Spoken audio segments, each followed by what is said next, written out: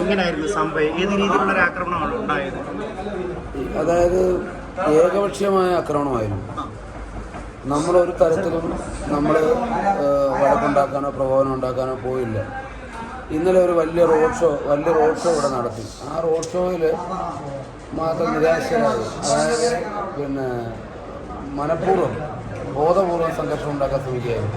Police അനുവദിച്ചെന്ന സ്ഥലത്താണ് ഞങ്ങൾ പ്രകടനം നടത്തിയത്. ഞങ്ങളുടെ പ്രകടനത്തിന് മുമ്പേ വണ്ടി കൊണ്ടുവന്ന് തടസ്സപ്പെടുത്തി ഞങ്ങളുടെ പ്രവർത്തകരെ ആക്രമിക്കുകയായിരുന്നു.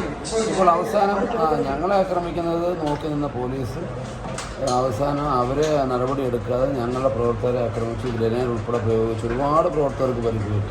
ഈ പരിക്ക് പറ്റിയവരെല്ലാം കൂലിപ്പണിക്കാരും പാവപ്പെട്ടവരും സാധാരണക്കാരും ഒരു തെറ്റും ചെയ്യാത്ത നിരപരാധികളാണ്. അവരിങ്ങോട്ട് വന്ന് ഞങ്ങളുടെ പ്രകടനം അനുവദിച്ചെന്ന സ്ഥലത്തോട്ട് വന്ന് ആക്രമിക്കുകയായിരുന്നു. ഒരുപാട് പേരെ മെഡിക്കൽ കോളേജിലേക്ക് കൊണ്ടുപോയിട്ടുണ്ട്. എനിക്ക് പരിക്ക് പറ്റിയവരെന്ന് വിശദവിവരം എത്ര പേർക്ക് പരിക്കുണ്ടെന്നുള്ള 10-30 പേർക്കെങ്കിലും ഏകദേശം പോലീസ് ഉൾപ്പെടെ എന്നെ ഇവിടെ എന്നെ അടിച്ചു. അപ്പോൾ കൈവച്ച് ഞാൻ തടഞ്ഞു. പിന്നെ പാറ വെച്ച് നെഞ്ചത്തെറിഞ്ഞു. പാറ വെച്ച് എറിഞ്ഞായിരുന്നു നെഞ്ചത്തെറിഞ്ഞു.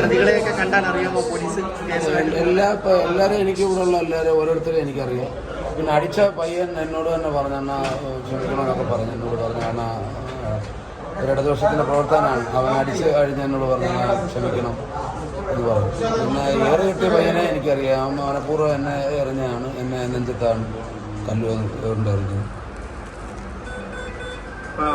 ഈ പ്രതികൾക്കെല്ലാം ഏത് എറിയുന്ന കല്ലുള്ള വീഡിയോ ഉണ്ട്. ഒരുപാട് വാഹനങ്ങളൊക്കെ എന്ന് പറഞ്ഞാൽ മൈക്ക് സെറ്റും വാഹനങ്ങളും പാവപ്പെട്ടവരാണ്. CC പോലും അടയ്ക്കാൻ മാർഗമില്ലാത്ത പാവങ്ങളുടെ വാഹനങ്ങളാണ്. അത് മുഴുവനും അടിച്ചു തകർത്ത് ലക്ഷക്കണക്കിന് രൂപയുടെ സാമ്പത്തിക നഷ്ടമാണ് നിറവേർത്തിയിരിക്കുന്നത്. 5 ലക്ഷം രൂപയ്ക്ക് മുകളിൽ ഒരുപാട് വാഹനം തല്ലി തകർന്നു. വാഹനങ്ങൾ തല്ലിപ്പൊട്ടിച്ചിട്ടുണ്ട്. ഇതിനു മുമ്പ് വൈശേട്ടൻ്റെ പ്രചരണ സമയത്ത് ഇതേപോലുള്ള അറ്റാക്ക് ഉണ്ടായിട്ടുണ്ട്. കഴിഞ്ഞ തവണ നിയമസഭാ തെരഞ്ഞെടുപ്പ് സമയത്ത് സമാനമായ രീതിയിൽ ഒരു ഏകപക്ഷീയമായിട്ട് ഇത്തരം ആക്രമണങ്ങൾ തുടരെ ഉണ്ടാകുമ്പോൾ എന്താ പറയുക? അതിവിടെ ജനാധിപത്യത്തെ ഇല്ലാതാക്കുകയാണ്. കാരണം ജനാധിപത്യ ന്യായമായും തെരഞ്ഞെടുപ്പ് പ്രചരണം നടത്താനുള്ള സ്വാതന്ത്ര്യം പോലും നിഷേധിക്കുന്ന ഒരു നാട്ടിലാണ് നമ്മളിപ്പോൾ ജീവിക്കുന്നത് എന്നുള്ളതാണ് സങ്കടം. ഇങ്ങനെ ഒരു സംഘർഷം ഒരു മുൻ സംഘർഷമൊന്നുമില്ല, വെറുതെ സംഘർഷം ഉണ്ടാക്കിയത്.